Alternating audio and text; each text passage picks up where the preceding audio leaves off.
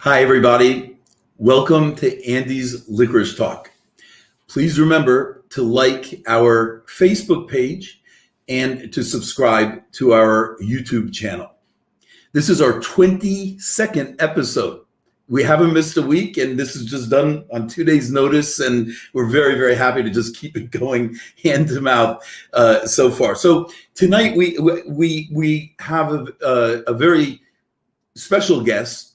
And this is someone who played clarinet in an orchestra in the Helsinki Philharmonic for several years, but he is an A-list conductor. I mean, he regularly conducts orchestras like the London Symphony and the Chicago Symphony and our very own Hong Kong Philharmonic. So we thought it'd be very, very interesting to explore his relationship to the clarinet, which he seems to be very active with. He's recorded quartets by Cruselli, still commissioning works for the clarinet. So we're going to enjoy hearing about how each of the disciplines complement each other and so forth. So without further ado, we would like to welcome Maestro Osmo Vänskä. Thank you so much, Andy. Thank you. Great to be here. Likewise. Thank you so much for agreeing to do this, Osmo.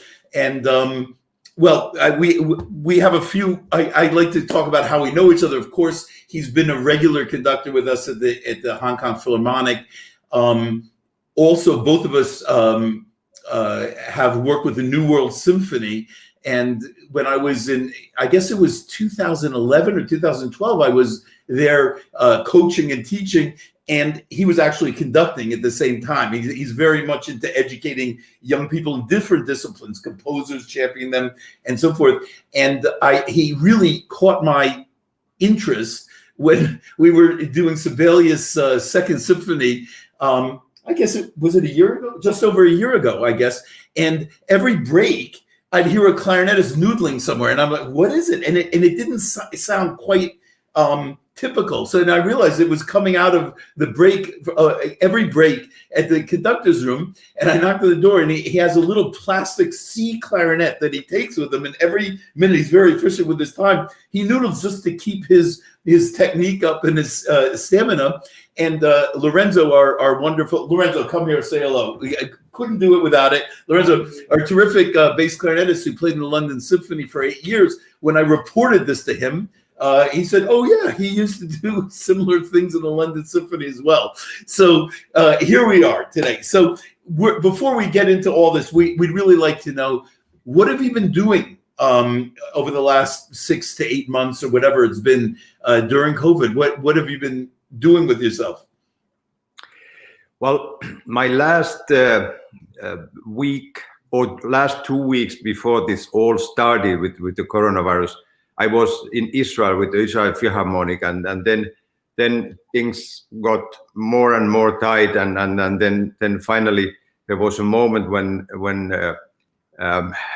the audience was already in a hall in Tel Aviv, and then the management had to go in the beginning of the concert to tell to audience that we just heard 20 minutes ago that the government has made a new rule so that the audience are over like 100 people are not allowed to be there. So thank you very much for coming to the concert, but now you have to go away. And then we started the concert 20 minutes later. And then next morning I left the country. The plan was to go to Iceland to have 1 week there, but during my way to the airport, we changed the ticket so that I flew Tel Aviv, Amsterdam, New York, where I met my wife. And then finally, when she had live stream concerts in New York with the Chamber Music Society of Lincoln Center, then we took a car and drove to Minneapolis. So 18 hours driving. So that was a very dramatic start for these times. Then we were in Minneapolis, and I started to try to relax, but it's so difficult when your schedule is so fast. Always you have to fly next week this, next week that. But it was a good time exercising and and trying to learn something. And in May, we flew together to Seoul, South Korea, and I had my first week with the Seoul Philharmonic, which actually is my new orchestra. And then I some weeks in Helsinki.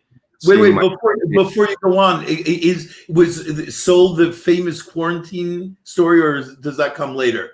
It's coming a little bit later. So okay, no, I'm sorry. Keep on going. No, the first period, I think I was working like 5 weeks there, and it started with the 2 weeks quarantine, and then worked with the orchestra. The last concerts with the audience. We had in the end of June 2 concerts with the audience, and then we had 400 people listen to us. 500 people listened to us on the second day. Before that, we couldn't have audience there. Then I had a few weeks in Helsinki seeing kids and so on, and then back to Korea. And now the adventure starts. 2 weeks in quarantine, and then we had one Friday 2 rehearsals, and on Saturday 20 minutes of rehearsal, and there was one case, one of the players, and 70 people was sent to quarantine, players and administration. So then again 2 weeks of quarantine, and then we left from Seoul to Minneapolis, where we arrived like after being outside 4 months. So that was. Do you have to do quarantine in Minneapolis?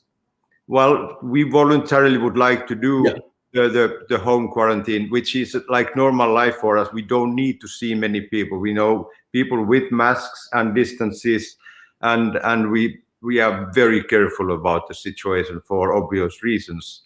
But your question about you don't need to have a quarantine in OS, I think it's telling so much. Yeah, people can do whatever they want here, and no one controls anything. It is up to individuals what they want to do, and then that's why the numbers are so high compared, for example, to Finland or to Korea. But right now, as I told you, we had our season opening concert, and a week from now, I'm lucky that Erin can follow me. We go again to Seoul to a quarantine with hope that we can do some concerts, not only quarantine and quarantine. For those of you that don't know, Erin is Osmo's wife and the concertmaster of the Minnesota Orchestra, isn't she? Right. Yeah. Wow. So, but that's a terrible story in Korea. 2 week quarantine, 1 day out, 2 week quarantine, fly back.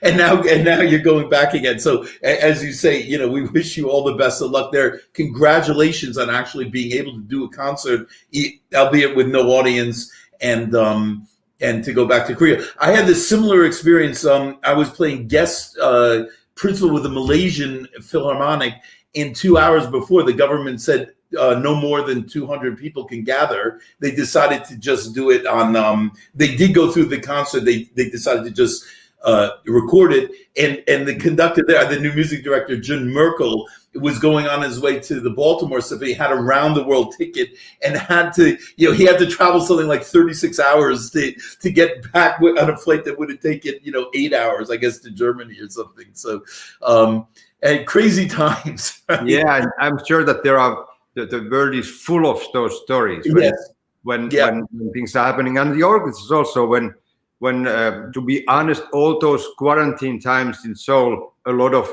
Zoom meetings all the time. So you do what you have to do, and with the Seoul Philharmonic meetings with the Minnesota Orchestra and planning, and for example, when we usually plan like 1 year or 2 years or even 3 years ahead. Right now, I think that we try to keep it in 3 months, and we know that even in 3 months there are going to be some changes. So this is in any ways this is so so not normal as possible. That's an understatement, I think. My favorite quote, favorite story, like the movie The Terminal.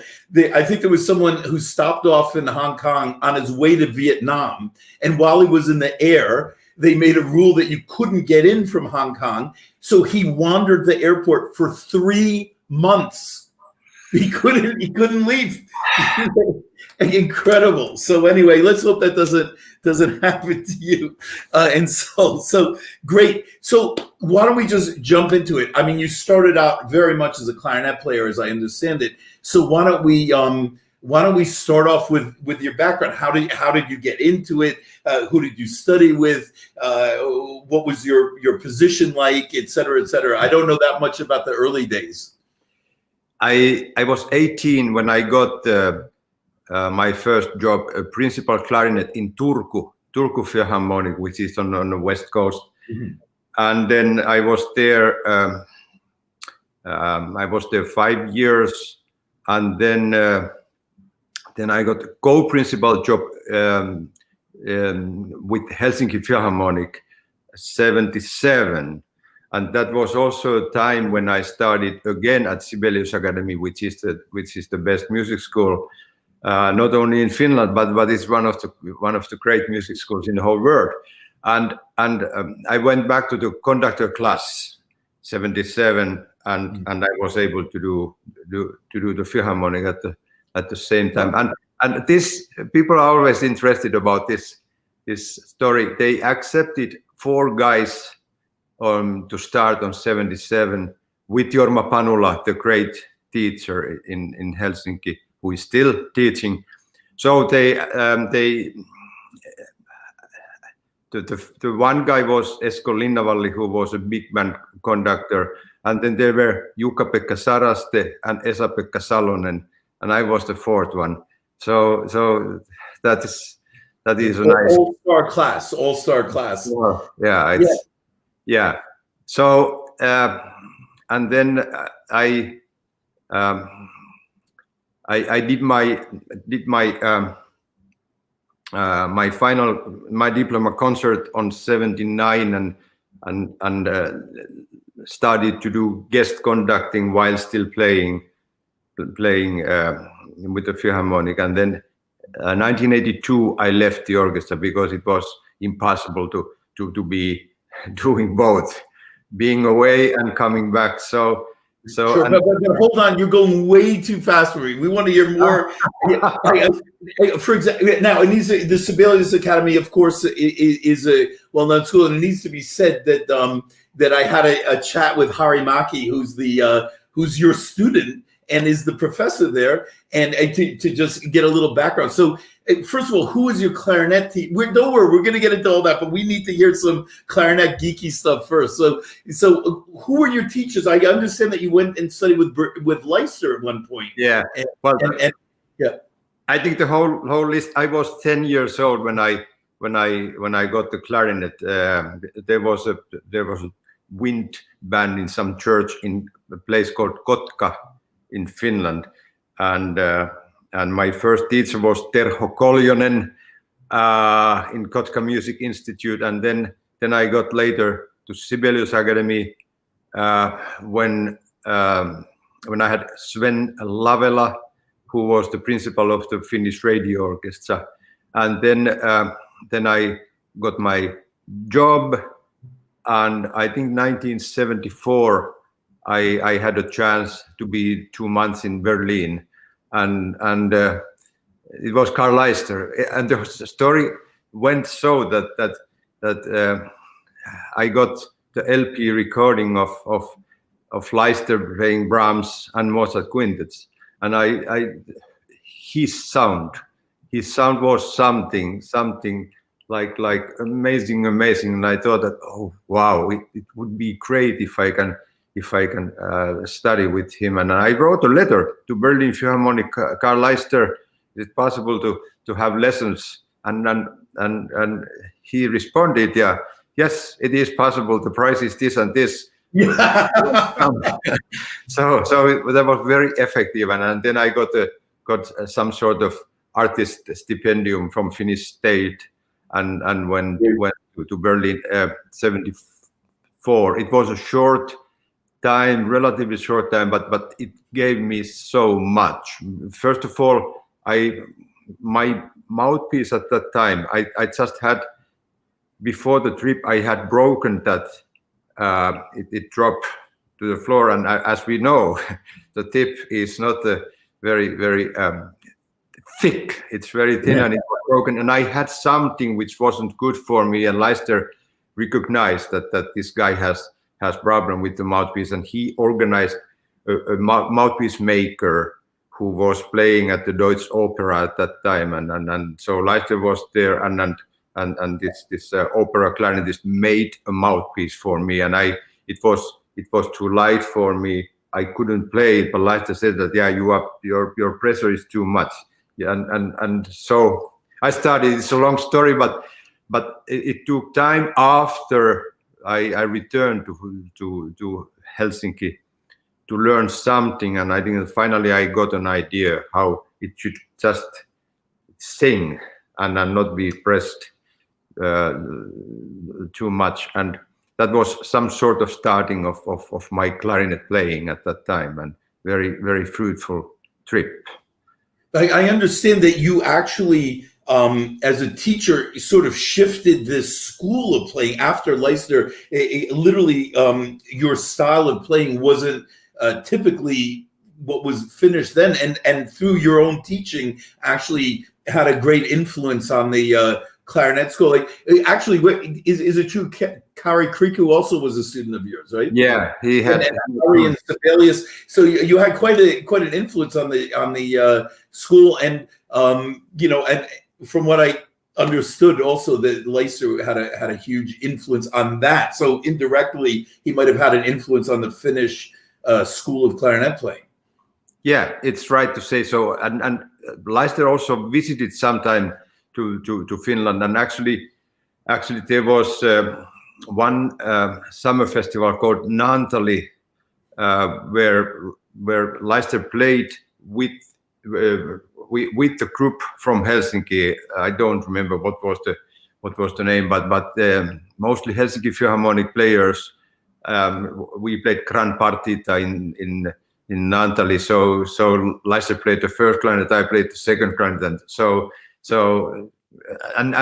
And he was teaching in the Crucial Festival in Naantali too, when I was the artistic director of that festival. So I think that in many ways Leicester had influence to the playing, and I'm so lucky that people wanted to come and hear my thoughts about the playing, and I hope that I didn't screw up too much of their playing.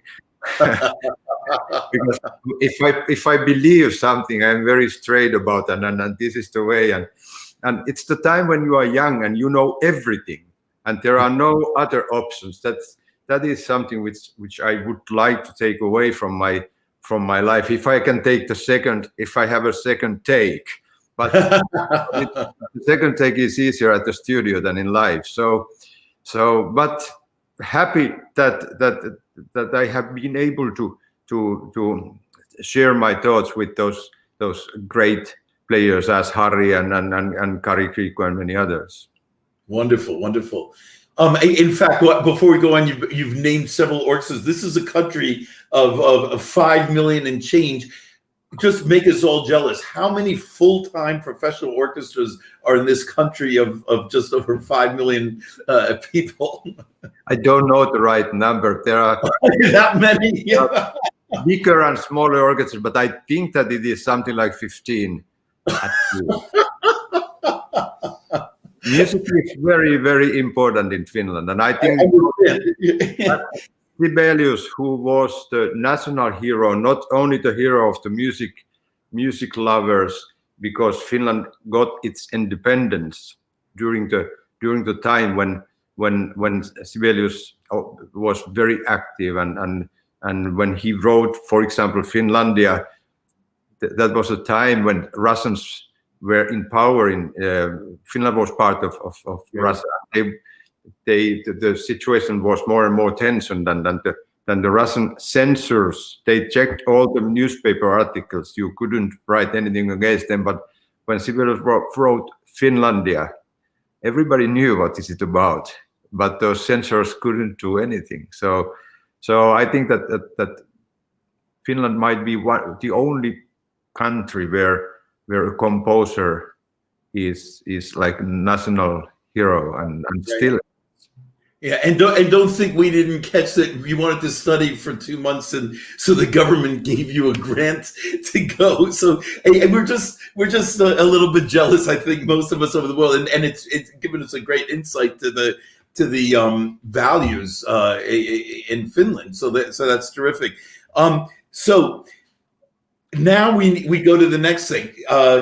Now, when you were in the orchestra, were there typical things that annoyed you or inspired you as a commonality? I mean, it sounds like you were a professional clarinetist in an orchestra for 10 years. Is that right? Yeah, 11 years. 11 years. I mean, that's a substantial professional orchestral career, clarinet aside.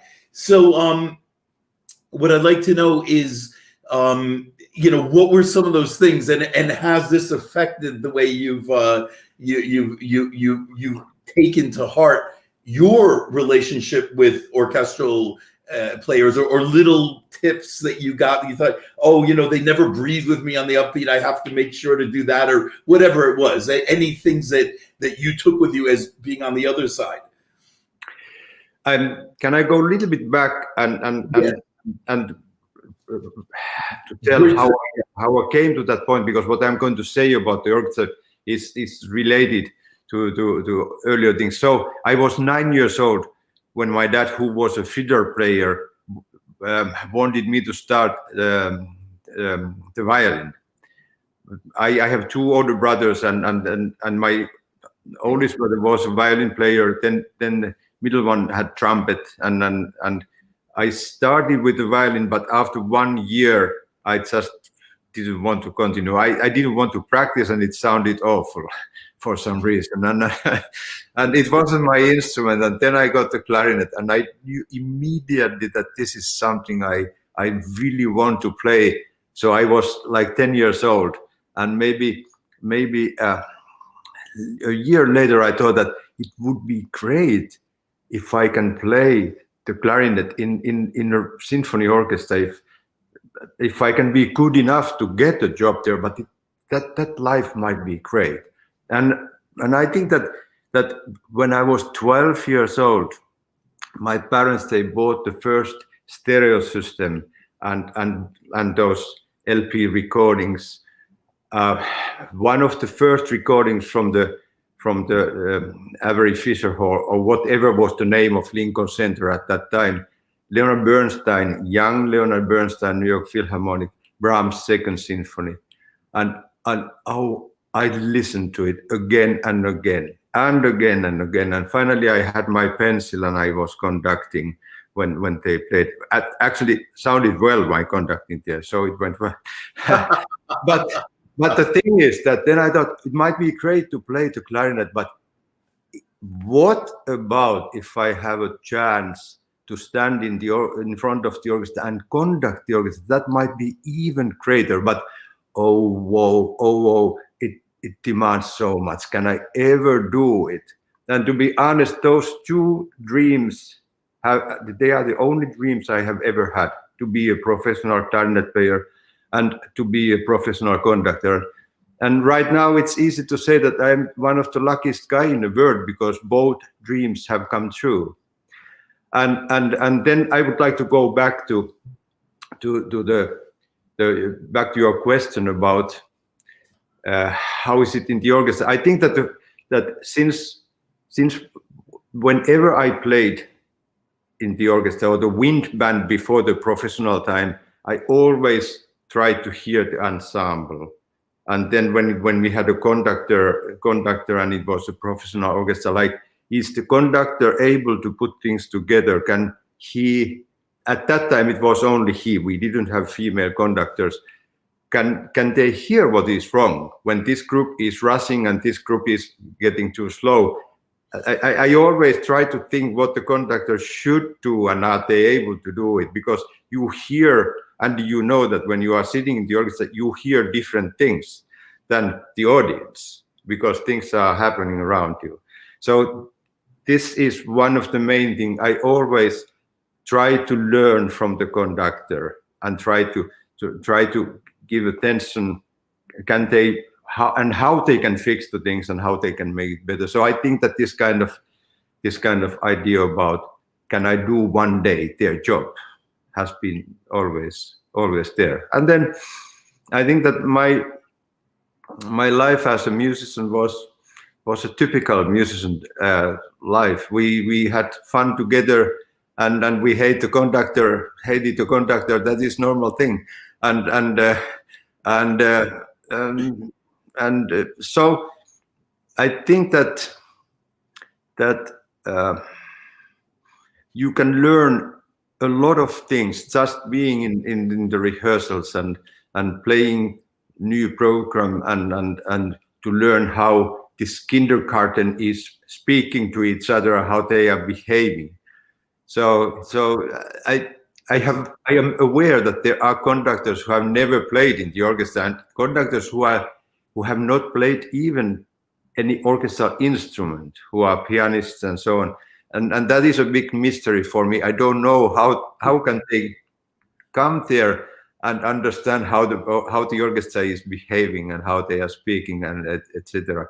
But obviously, I'm grateful for all those years. 11 years is a long time to learn something, and I think that was like some sort of preparing time for me to be able to go to the podium. Wow, great.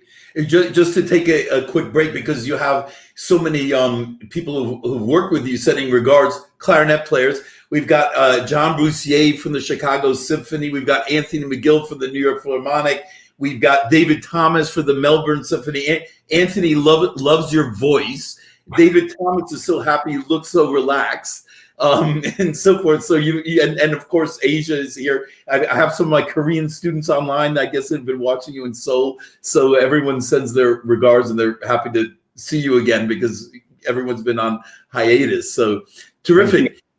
Right. So I'm actually in a way more curious because you're an active clarinet player. I mean, you're commissioning works. You're doing performances. You're doing chamber music. You've done recordings, and you're still keeping in shape on your plastic C clarinet. What does your conducting bring to your clarinet playing? Is there anything that you learn that you bring the opposite that you never thought about when you were, a professional clarinetist? Yeah, I think that there are a lot of things, and it's like two-way traffic. My playing is helping me to conduct the orchestra, and conducting is helping me to play the clarinet. I think that the main difference, they both are great jobs, totally different jobs. For me, it's not so that the clarinet is something, but then you go to the better job. Well, they pay more for the conductors, but thinking what? No, the Rostropovich answer when someone asked why do you conduct, because a great cellist, he said that 100, 200, 1,000, 2,000. So, but I really have learned something. Okay. Thinking about the music, right? The clarinet is like really 100% job. You are doing your job playing, and we are also very lucky if we think about the chamber music repertoire we have as a clarinet players. But let's say that the main thing for me is that when I'm conducting, I need to take care of like a little bit larger lines and try to think about who needs help in this coming 5 bars and it's more bigger lines. When I have to play when I'm playing the clarinet, then I have to play all those fast or small or longer notes, but I have to play every note until the end. If I do something with my fingers, then we have this or whatever happens, but you have to take care of every note, and how your embouchure is, how you start some soft note in a high register or something like. Conductor is doing the same thing, but the risk level is like not in details as a clarinet player, but the risk level is more in the big pictures, and also some details when you have to change the tempo and you have to make it so clear that everybody is able to follow. Great. One example might be if I give you, like, there was a time when I was hesitating a little bit to do the Brahms symphonies, because so many great conductors are doing and conducting them, and then playing and thinking about Brahms Clarinet Quintet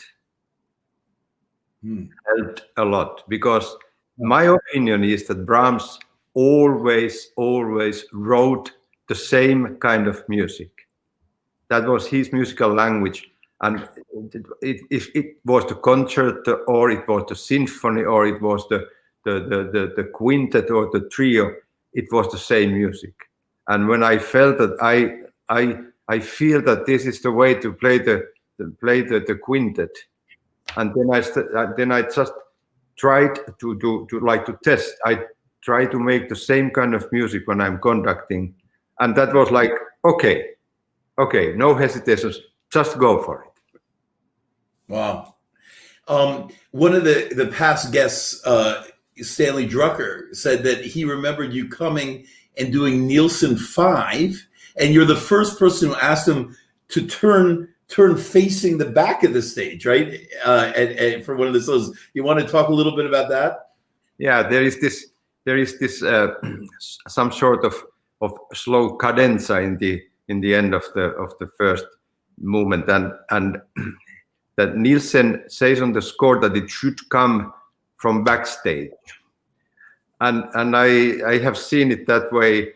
And do you think that it's nice to ask some clarinet player to play 20 seconds of the piece during the whole night out backstage and then go home? So I thought that there must be a better solution for that, and nowadays, and then when I had my first visit with the New York Philharmonic, I asked Mr. Drucker to turn away and playing that part, so that it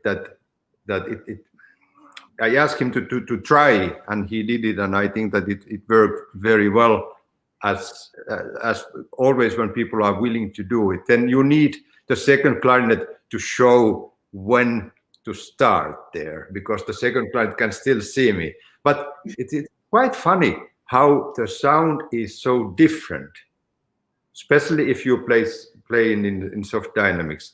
If the player is facing the back wall, and it gives for me great satisfactory to read Carl Nielsen's comment how it should be played, and we can still use only one clarinet player. So that's where your orchestral background came in. Absolutely. I have to come in for 20 seconds, and that's very tough. And this is something you do ordinarily, I guess. You do it normally.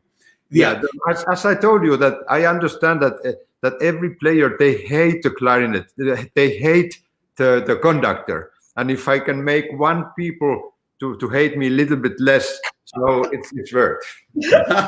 Well, hey, speaking of which, I mean, I'm not sure if Lorenzo was playing second clarinet on that. I could trust him to give me the right cue.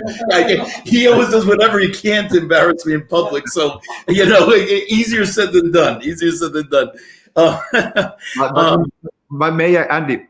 I have one 10 seconds meeting with Stanley Drucker backstage. He came out from stage, and then he turned to me and said one sentence which was very nice for me, and I'm going to remember that forever. So when I saw your conversation with Mr. Corigliano and Drucker, I remember very, very much what he was saying. And if Stanley, if you see this, thank you very much for your support. He's been watching this, and it was afterwards we chatted with him, and I mentioned you're going to be the next guest, and that's the first thing he said, all these years later. So at 91, I think you can say it was a memorable thing. He's had a couple of experiences. So that's fantastic. Great story. Well, I remember, I forgot to say, because it was also very kind of you, the concert, the last concert we did together marked the end of my 30th year. We did Sibelius second, and you really made a big deal. You came over and shook my hand and had me stand in, and it was very, very, very kind of you. But I remember, that one, super pianissimo passage. It was never softened the whole week. Not this read that, just to make the attack. And finally, I kind of got it. And you mentioned this is one of the things you love so much about the clarinet. What are the qualities that you just love about this instrument? And now that you're especially so exposed, and you have to be so well versed in all the characteristics of all the instruments. And are there any qualities that you don't like about the instrument? And this applies to both playing it, the challenges and the ease, the challenges of playing it, the things that are perhaps conducive to clarinetists as a player, and as a conductor or musician in general, things that you especially attract you to the instrument compared to other instruments. Well, I have to say first that there is not one thing that I don't like about the clarinet. I love the instrument, and there are like some reasons. Let's think about the range. You can play the lowest notes, and you can play the highest notes. It's a huge. Gives so many options, and then the dynamics, as you said, about this pianissimo. And by the way, yes, you did it so well. You did it so well.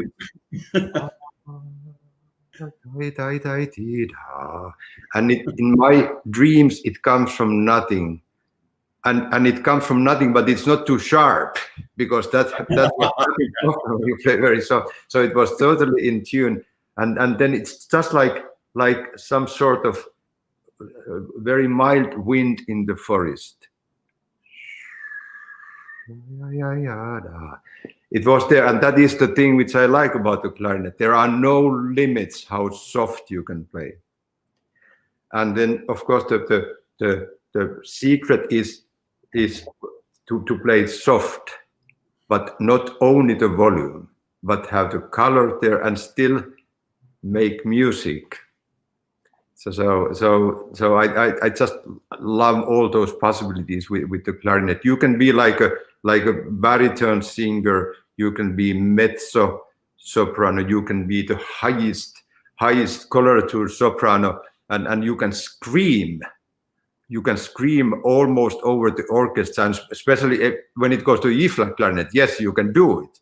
So there are a lot of colors, a lot of possibilities, and it's really great to hear when you and when all the great players. I cannot give any names because then it is wrong for someone who I not. But there are so many great players, and makes me always happy to see when people are really trying to understand what I try to do with the musical language. If I am on podium, and how many recordings and how many great clarinet players I have heard from the recordings, and when I have been sitting in the audience.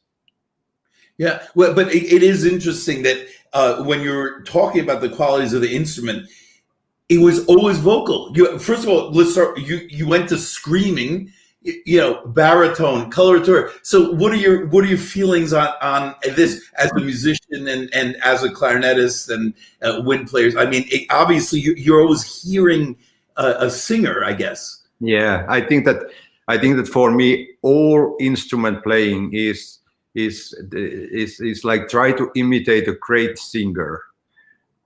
Try to make those colors which the human voice is going to give us when we have the best singers, and actually it's all the instruments. When Erin, my wife, is playing the violin, she has really a beautiful sound. It's not only me who says that, but many other people are saying that, and it's really like a singing. I think that a good singing is always a model, because if the singer is creating a beautiful sound, there cannot be too much pressure. I think that this kind of way is not ideal for the singer, and if we can do that with our playing the clarinet, playing any wind instrument, or playing the string instrument, so that the bow is not scratching the sound, but is giving different colors. And I go back to this, that making music and trying to find out when it should be light, when it should be a little bit stronger, when it should be dramatic, and coming back something which is only like flowing there. So human voice, I think, is not a bad idea for all of us when we are playing. Great. Now I know that you're always a part of your psyche is as an educator, I think. Now, what are you doing exactly now? I mean, I again, it's one thing to work with a young orchestra like the New World Symphony. You've been a clarinet teacher. Do you also conduct? Do you actually teach conducting? Well, I'm not a regular teacher. I don't have any job as a teacher, but I always try to encourage young conductors when they are asking things, or when they come to the concerts, and I ask, you are always welcome to the rehearsals, and if you need help to get in, you just let me know, and I try to find out time for them after the rehearsals, and usually what I'm asking, give me comments. Don't come there and tell me how wonderful everything was, because no one needs to have this kind of thing. We all learn much more. If someone can give me critical comments, why do you do this, or that sounded strange, or what is what is the reason why you want to do that accelerando a little bit later, or those things are the best ones, because I can tell them why I'm doing, but then I have to also rethink my decisions. Are they really working, or are they just habits? And I like to teaching for me is not to telling them how to do, but teaching is like sharing opinions, what they have and what I have, and then if we can help each other, that is the ideal thing. And that is also my way how I would like to conduct, and especially when I have my own orchestra. It's I try to make it as much chamber music as possible. Of course, the conductor should make decisions, and nothing wrong with that. But it's great if people are not scared, if they can give their comments too, and we can build it up together. And then with some orchestras, it goes easier, and with some orchestras it doesn't work at all, because they need a boss who tells them what to do. It's not my job to try to think about. Yeah, and they are right. It is the conductor's job. But I know that when the collaboration is working better and better, then the orchestra sounds better. I can tell you 2 examples. It's Lahti, Finland, where I was almost 20 years, and I have only good things to say about the Minnesota Orchestra, how the attitude of the players is there and how they want to do music together with me, and that goes to the whole organization. Right now I'm really happy that we still can get our fees, and that we have been able to open the new season, and that the board of the Minnesota Orchestra is willing to work hard to keep finances going on so that the orchestra could be able to play. So I think that this is a good example about the collaboration which goes through the whole organization, and it started very much after the lockout, which was a disaster for all of us. But then it was so bad disaster that it gave us a chance to start something new. And then when the board came to me after the lockout asking me to come back, because I left the orchestra, I told to the board that if we are going to lose 3 Carnegie Hall concerts and 4 Brahms, then I have to leave. And yeah, those bankers, what is Carnegie Hall, what is the Brahms? So who cares? And so I left, and then when I was asked to come back and start again with the orchestra, I said, yes, but I don't want to come to the old system. We have to change. We have to start to come together. We cannot stay in the corners and think that I know much better how to do these things than those other people who are on the next corner. No, we have to come together, and it has been working so well. The musicians are the main power with the planning right now, and we are planning together, and there are many other layers where the collaboration works, and right now when we are able to start again, even the whole world is shaking. That, for me, that's the best way to understand that we have done something right here. And I thought you said 2 examples. How many I gave you already? Maybe 5. Fantastic. Now I'm curious. How do I put it? I mean, I think none of us can help it when you play an instrument. When you start an instrument,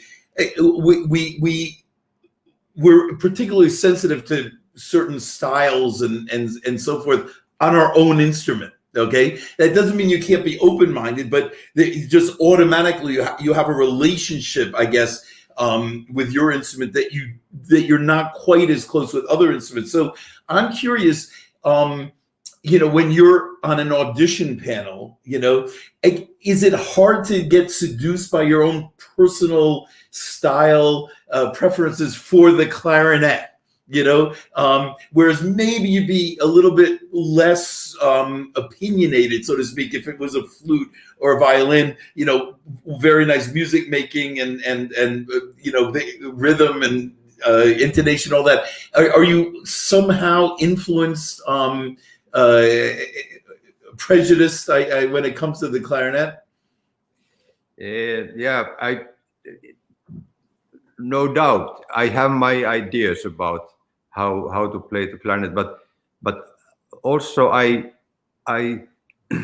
always try to think about music making. It's not, and it's not all about the reeds and barrels.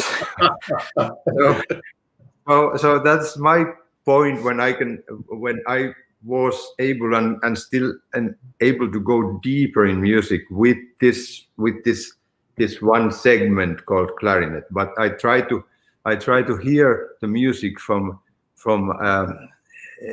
any instrument I'm listening to in an audition, and I think that the question goes also for me, like when I'm rehearsing, do I give some special eye for the clarinet players, and I have been aware of that, and I try to avoid as much as possible.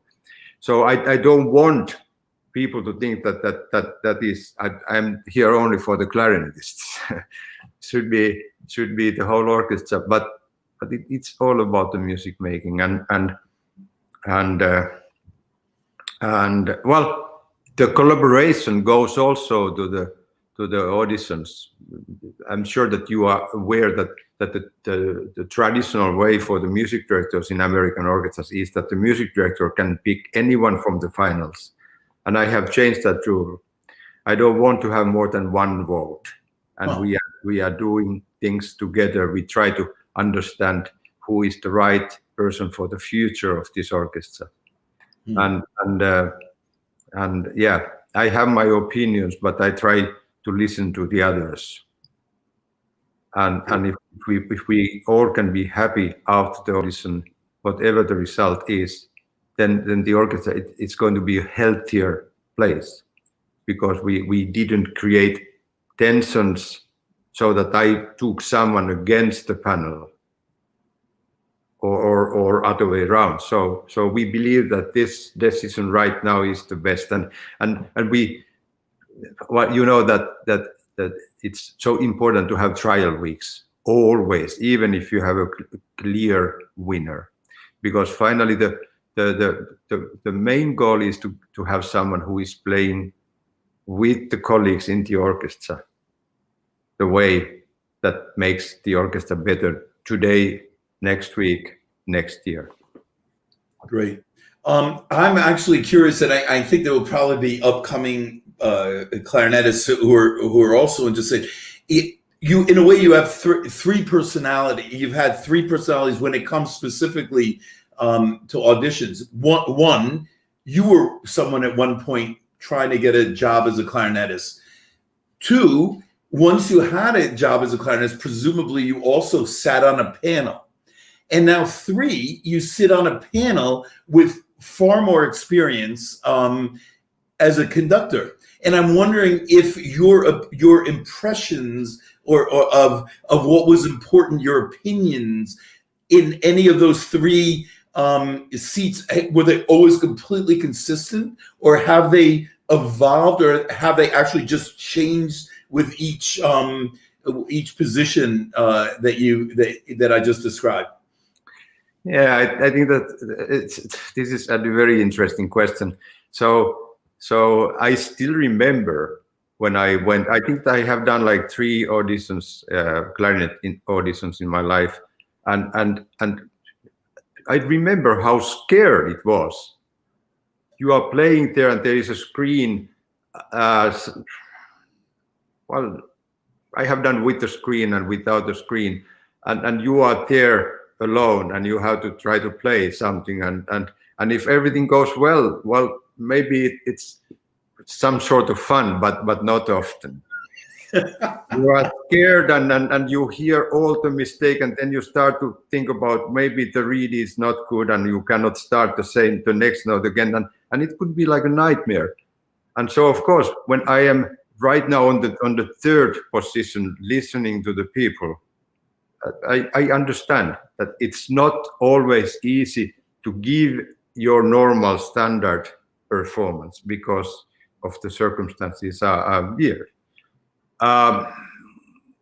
So I think that all those 3 levels, they are there, and I hope that everyone who is doing the panel, who is a member of the audition panel, that they remember that it's really difficult to make things, and then we try to do often so in the finals that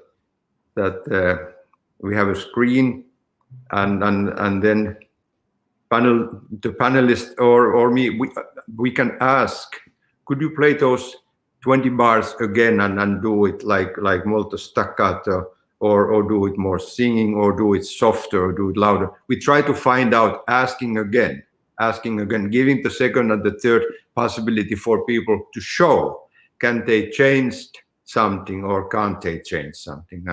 And yes, we need great playing, but we all are human beings, and we are not better human beings when we are listening to someone when you are playing. Just calmer. Yeah. And well, okay, so that answers the both sides of the screen. What about when you were a clarinetist listening versus now a conductor? No difference at all, or do you think somehow that's changed a little bit? Well, I'm older. Mm-hmm. I'm older, and then it means that hopefully I have more experiences, and I hope that my experiences are helping me to understand a little bit more. I'm not wiser. I am. It's nothing to do how intelligent I am. I just have experienced more and more things, and I know. I'm happy to say that we all hopefully learn things from our mistakes, and sometimes that's a painful way to learn, but sometimes that's the only one. Yeah, I am more experienced as a conductor and a clarinetist as I was only the clarinetist or when I try to get a job, and yeah, but that is the only way how I understand it. I'm curious, and I've talked to the clarinetists here a lot about who give master classes around the world, and it seems to be very helpful because they notice common areas that could be worked on or that they lean towards. Now, someone like yourself, you just conducted in Minnesota. You're going to Seoul, the next day. I think you were busier during COVID than most people are in normal times. So you're dealing with clarinetists on different continents, week in and week out. Are there sort of common things that you wish were just in general, regardless of schools of playing, that you seem to encourage generally a little bit consistently? Am I making myself clear at all? I'm not sure I understand what I'm saying, if I'm phrasing it well enough.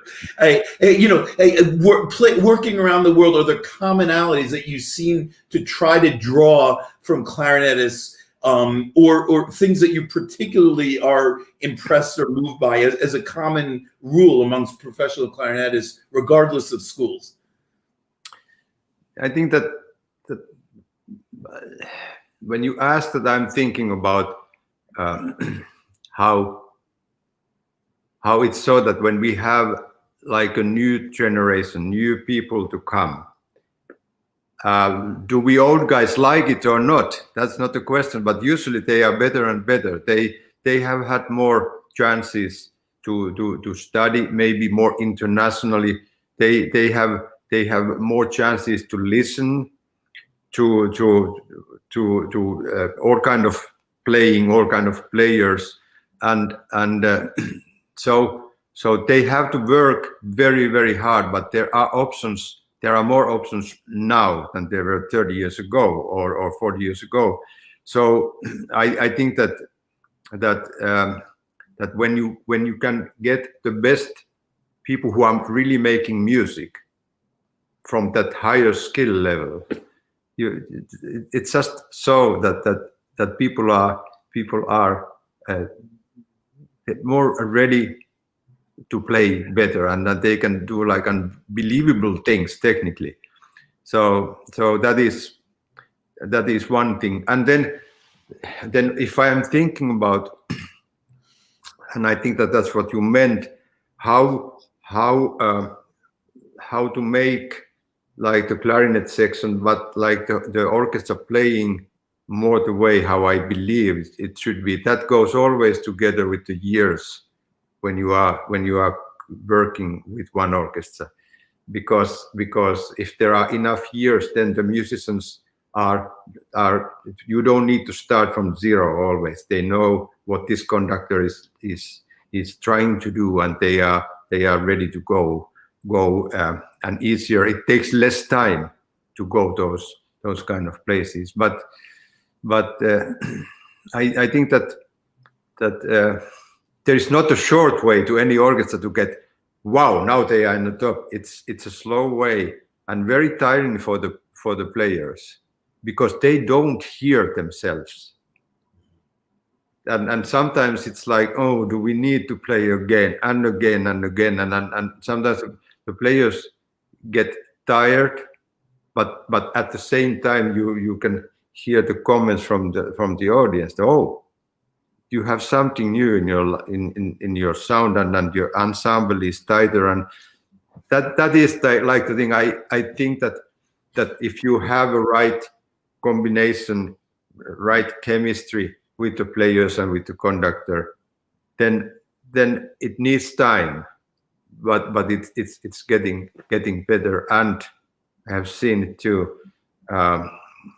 thinking about many examples how the players, it's so hard for the players to work hard that they get frustrated sometimes, and this kind of awarding experience, when you can go to listen to yourself, it's not always possible.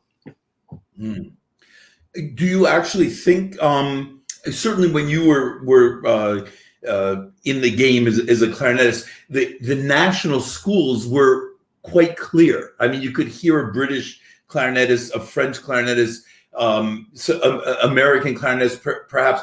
Do you think they've diminished greatly, or do you think still there's clear national schools? There are still some examples about those old school things, but as you said, it was when I was a young guy, I heard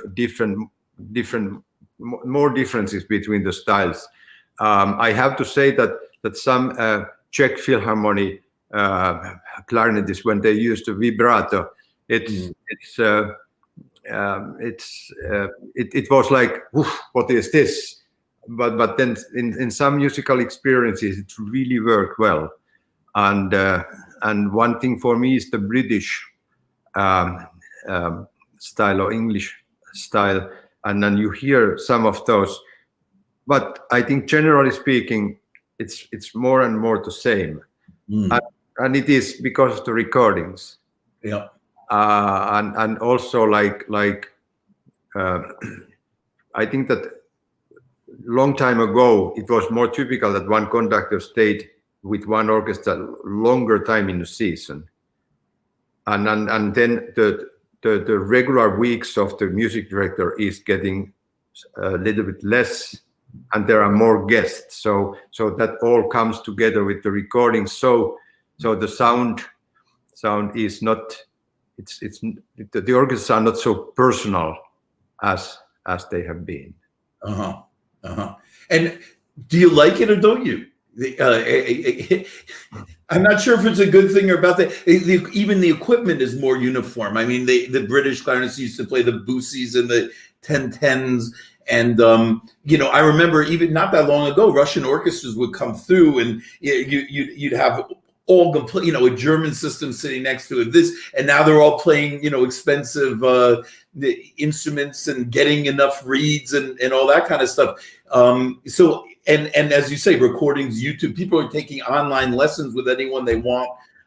So it seems that it's things are becoming more uniform. But part of me sometimes likes that the personality of the different schools. I'm wondering what your take on that. I think that I have the same feeling. Sometimes I miss it, and sometimes I don't miss it. It depends what is my personal taste about something, and yeah, that is the we call it progress when everybody is doing more. Even Wurlitzer making French clarinets. Right. So it's nothing is wholly old system. It is changing, and then I think that it comes much more for the individuals. You could have the best equipments, but still individual is making music, not the instruments. Right. And so good players are always needed, and even the best equipment is not going to help the bad player, and good so.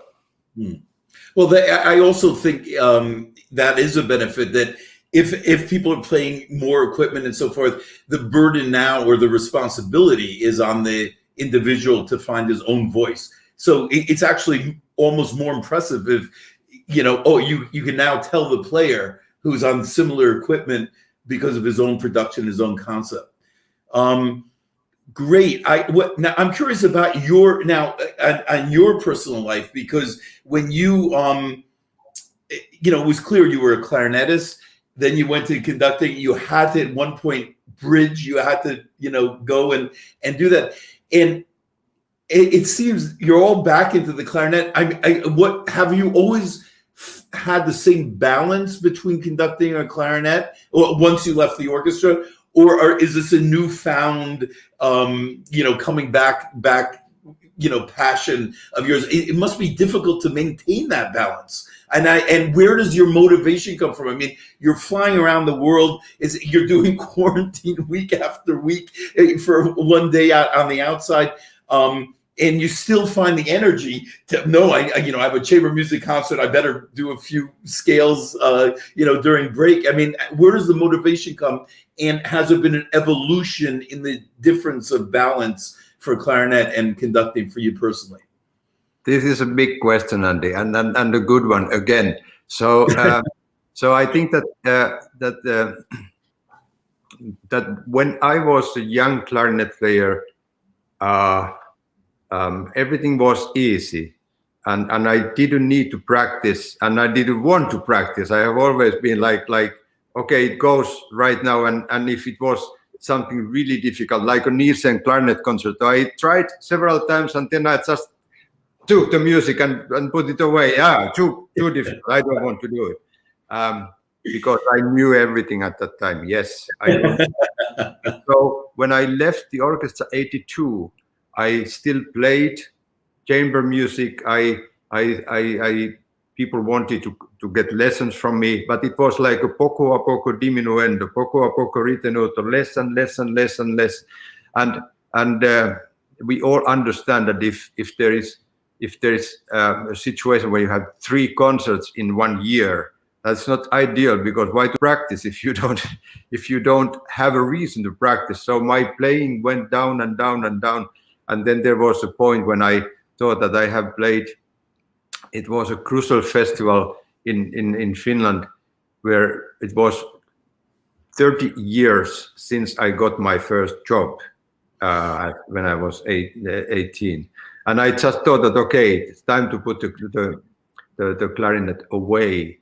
And it happened in the beginning of like 2000, 2002, 2001. And I didn't touch the clarinet in 3 years.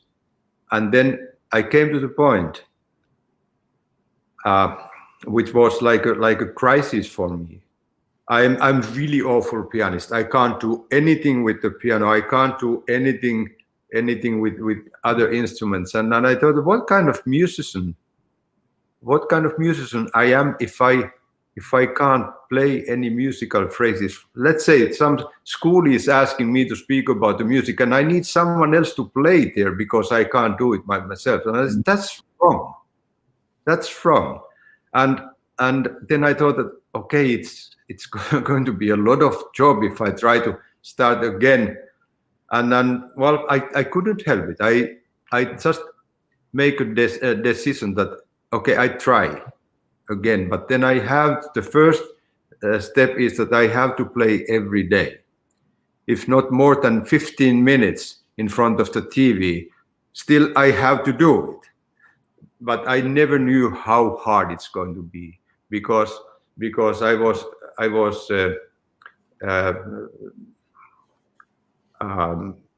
over 50 years old, and you start to lose your. I had lost all my muscles, my lip, and when you are not young and you try to build up something, it's painful because one day you play 40 minutes.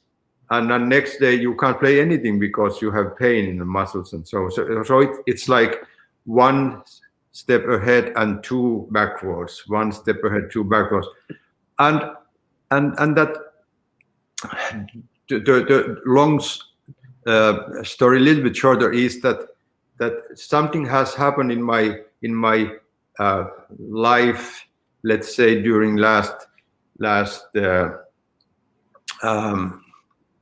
10 years, which have given me like a new way to think about many things. I think that music is one of those things. I think that I love music more than ever in my life. Maybe I loved music when I heard the Brahms second recording when Bernstein conducted New York long time ago. But something like this is coming back, and nowadays I'm studying much more the scores than I have ever done in my life, and I try to play the clarinet. So finally, some of the muscles are there, and I can play little bit better, and I have needed acupuncture to help my arms when I have played too much, and massage therapist and so on. But one good thing, thank you for the coronavirus, for me is that I have been home. I have been home, and I have been playing more than ever my clarinets, and some of those intersections where my fingers didn't want to do what I'm doing, finally finally I'm controlling a bit more the fingers than the fingers are controlling me, and I have a chance to play duos with Erin, and as you said, we have many good duos right now. I just would like to mention Michael Brown, composer in New York, who made a great duo for us. I have written one duo. There are so many, and then we have a chance to record those in the future. The last one is Libby Larsen, a great Minnesotan composer who wrote us like a tarantella during the virus time. And Wow. one thing with those duos is many of them are really difficult for me, really difficult. And if I learned something when I was young in 2 days, now it's not only 2 weeks, it might be 2 months or even more what I need time to learn those things. But I love music. I love to play the clarinet. It gives like so special feelings for me. I want to keep it up, and I know that the same feeling is happening with the conducting too. So I have a new way to understand something more about the music, and I hope that it's that progress is not stopped. I hope that it will continue, and I'm taking care of my physical condition, exercising, bike riding, and like good things are happening. So Wonderful. I'm super happy about my life, and it definitely includes the clarinet too.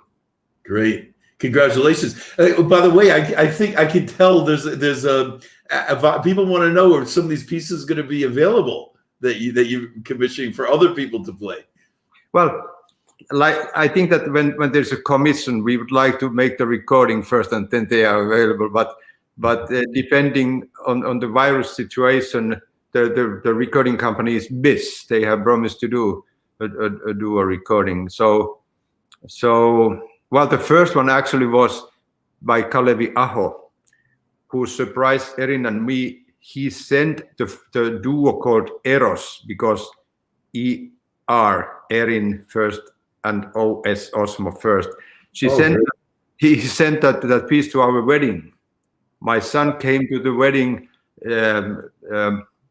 2015 and gave, here is a gift from Kalevi, and it was the duo, and so he studied the whole idea in our life, and it's a great piece. But everybody who knows Kalevi Aho understand that the piece is extremely difficult, and it almost reached me. But I think that finally I can live with that. But thank you, Kalevi, a great piece, and thank you everybody who has written duos for us. we really do appreciate it. So you're literally contributing to an idiom. You're literally boosting a repertoire for clarinet and violin duos, and in my experience, there aren't that many. So that's terrific. That's wonderful. And now you mentioned your son's actually a bass player in a band, right? He's an electric violin player. Oh, electric violin player. I have two sons. My oldest is his daughter, who is an actress specialized for musical theater, working in Finland, and then Olli is a journalist, but I think that his heart is going to the metal music, and he plays electric violin there, and that have been all around the world playing with his band called Turisas. And then Perttu, who is the youngest one, he's a part owner of one studio. He graduated as an electric guitar player, but he's composer right now, and composing most of the computer game music, and has done good result with that area. So I am very, very much aware of other music styles too. Right, that's what I was thinking. Yeah. Do you actually dabble in it a little bit yourself? Would you ever conduct a quasi pops concert or something? Yeah. Yeah. We did in Lahti we studied the ABBA music, and we had like super good Finnish singer group called Rajaton. They made the ABBA songs, and we did that production in Minneapolis too. So I had the white dress or the suit for me, and that high heels, which was the thing when ABBA. It was really difficult to walk on the podium and stay alive there. But I listen to jazz. I think that all the Benny Goodman things are on Spotify. That is like home music for us, and all kind of big band music, and who is the better singer than Ella Fitzgerald or Sarah Vaughan or Nora Jones nowadays? Really, really great. So the music is. There are many variations of music, and it's not only the Mozart Clarinet Concerto, which is great, but there are other great things too.